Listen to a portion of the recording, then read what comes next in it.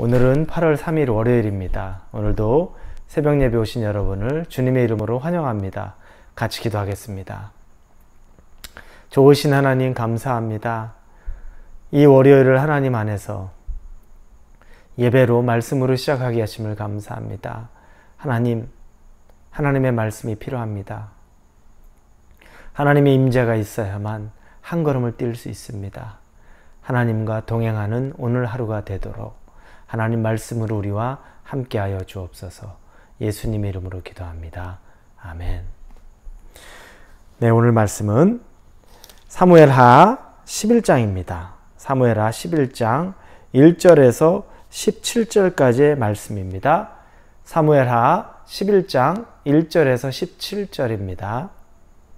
사무엘하 11장 1절에서 17절 우리 같이 읽겠습니다. 그 해가 돌아와 왕들이 출전할 때가 되매 다윗이 요압과 그에게 있는 그의 부하들과 온 이스라엘 군대를 보내니 그들이 암몬 자손을 멸하고 라빠를 에워쌌고 다윗은 예루살렘에 그대로 있더라. 저녁 때에 다윗이 그의 침상에서 일어나 왕궁 옥상에서 거닐다가 그곳에서 보니 한 여인이 목욕을 하는데 심히 아름다워 보이는지라. 다윗이 사람을 보내 그 여인을 알아보게 하였더니 그가 아뢰되 그는 엘리암의 딸이요 햇사람 우리아의 아내 바세바가 아니니까 하니 다윗이 전령을 보내 그 여자를 자기에게로 데려오게 하고 그 여자가 그 부정함을 깨끗하게 하였으므로 더불어 동침하며 그 여자가 자기 집으로 돌아가니라. 그 여인이 임신하며 사람을 보내 다윗에게 말하여 이르되 내가 임신하였나이다 하니라. 다윗이 요압에게 기별하여 햇사람 우리아를 내게 보내라 하며 요압이 우리아를 다윗에게로 보내니 우리아가 다윗에게 이르며 다윗이 요압의 안부와 군사의 안부와 싸움이 어떠했는지를 묻고 그가 또 우리아에게 이르되 내 집으로 내려가서 발을 씻으라 하니 우리아가 왕궁에서 나가며 왕의 음식물이 뒤따라가니라. 그러나 우리아는 집으로 내려가지 아니하고 왕궁문에서 그의 주의 모든 부하들과 더불어 잔지라. 어떤 사람이 다윗에게 아뢰되 우리아가 그의 집으로 내려가지 아니었나이다.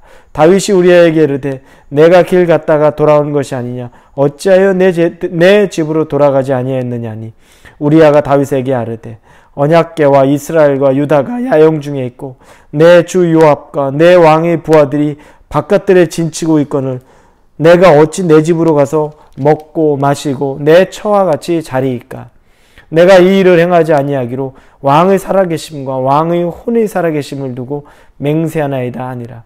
다윗이 우리아에게 이르되 오늘도 여기 있으라. 내일은 내가 너를 보내리라. 우리아가 그날에 예루살렘에 머무리라.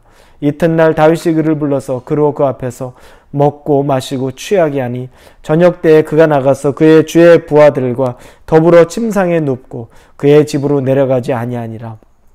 아침이 되매 다윗이 편지를 써서 우리아의 손에 들려 요압에게 보내니 그 편지에 써서 이르기를 너희가 우리아를 맹렬한 싸움에 앞세워 두고 너희는 뒤로 물러가서 그로 맞아 죽게 하라 하였더라. 요압이 그 성을 살펴 용사들이 있는 것을 아는 그곳에 우리아를 두니 그 성 사람들이 나와서 요압과 더불어 싸울 때 다윗의 부하 중 몇 사람이 엎드러지고 햇사람 우리아도 죽으니라. 오늘 본문 말씀은 정말 슬픈 얘기입니다. 이런 내용이 남아있으면 안 될 정도로 너무너무 슬픈 내용입니다. 다윗은 하나님에게 충성스러운 사람이었습니다. 그리고 하나님에게 늘 순종했고 죄를 멀리하던 사람입니다. 그럼에도 불구하고 다윗은 또 사람이기 때문에 죄의 유혹이 늘 있었는데 오늘은 그 죄의 유혹을 이겨내지 못했습니다. 그 시작은 왕이 전쟁을 나가야 될 때, 오늘 본 1절에 왕이 출전할 때가 될 때 그때 나가지 않은 겁니다. 마음이 풀어진 겁니다. 우리는 마음이 풀어지면 죄가 들어올 구멍이 생기게 됩니다. 우리의 육신의 연약함이 바로 그렇습니다. 조금만 여유가 생겨도 우리는 그 여유 가운데 우리의 평안함을 누리고자 그러면서 죄에 노출되고 그렇게 하면서 우리가 죄 지을 수 있는 길을 열어두게 되는 겁니다. 다윗이 그렇게 해서 왕이 전쟁에 나가야 될 때, 긴장의 끈을 놓치지 않아야 될 때 스스로가 긴장의 끈을 늦추고 그리고 오후에 왕궁을 거닐다가 아름다운 한 여인이 목욕하는 장면을 보고 그 여인을 부릅니다. 죄의 시작이 또 다른 죄를 부릅니다. 눈으로 보았습니다. 눈으로 보자 그 다음에 사람을 보내서 그 여인을 알아내고 불러들입니다. 그리고 그 여인을 불러들이자 그리고 그 여인과 동침합니다. 이 순서가 얼마나 빨리빨리 전개됩니까? 한번 죄의 유혹이 들어오는데 그걸 바로 차단해내지 못하자 나중에 걷잡을 수 없이 그 죄 속에 빠져들어갑니다. 그래서 정확한 비교의 대상이 되는 게 요셉입니다. 요셉은 유혹이 똑같이 왔는데 그 유혹을 자기 옷이 벗겨지는 것 같으면서도 도망갑니다. 다윗은 그 유혹을 스스로 이겨내지 못하고 이겨낼 마음이 없이 그 유혹에 자기를 맡겨버렸습니다. 그리고 우리아의 아내 밧세바와 동침했는데 그런데 아이가 생겼습니다. 밧세바가 아이가 생긴 것을 다윗에게 알리자 다윗이 계략을 마련합니다. 다윗은 똑똑한 사람이잖아요. 사람이 하나님 앞에 지혜롭지만 또 사람이 악한 곳에서 똑똑해집니다. 그리고 그는 요압 장수에게 편지를 보내서 그의 부하인 우리아를 빨리 자기에게 보내게 합니다. 그리고 생각했던 건 우리아에게 잔치를 베풀어주고 그가 집에 가서 쉬면서 자기 아내 우리아 자기 아내 밧세바와 동침해서 아이를 갖게 하고 그래서 자기가 실수했던 자기가 죄를 범했던 것을 감추려고 하려던 계획이었습니다. 그런데 정말 가슴 아픈 내용이라는 건 뭡니까?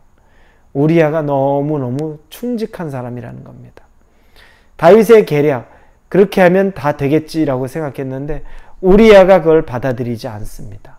와서 왕의 음식을 먹고 왕이 치하하는데 자기 집으로 돌아가지 않고 성문 앞에 있는 다른 군사들과 거기서 잠이 듭니다. 다윗이 의아해서 그에게 묻죠. 그랬더니 우리아가 대답합니다.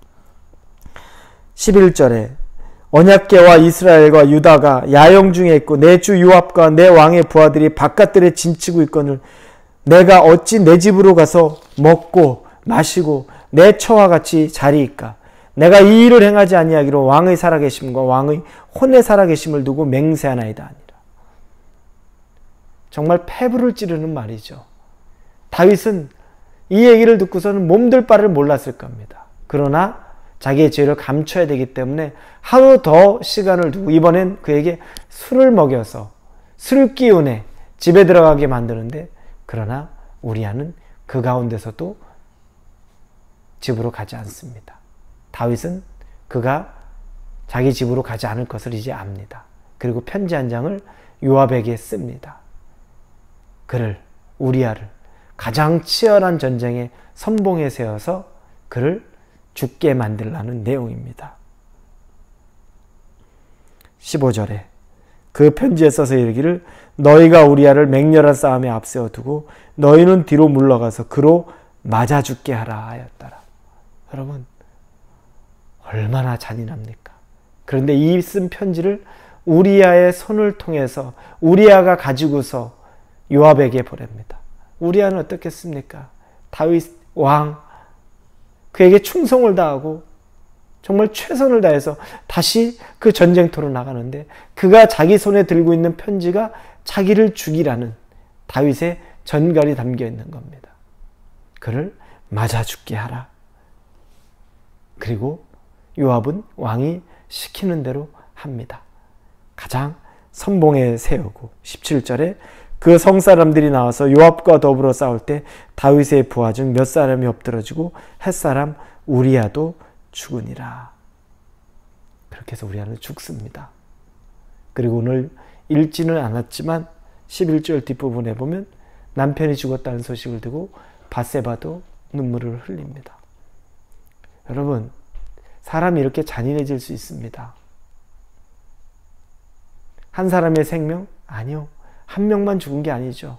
다윗은 우리아를 대표로 해서 몇 사람이 쓰러졌다고 말합니다.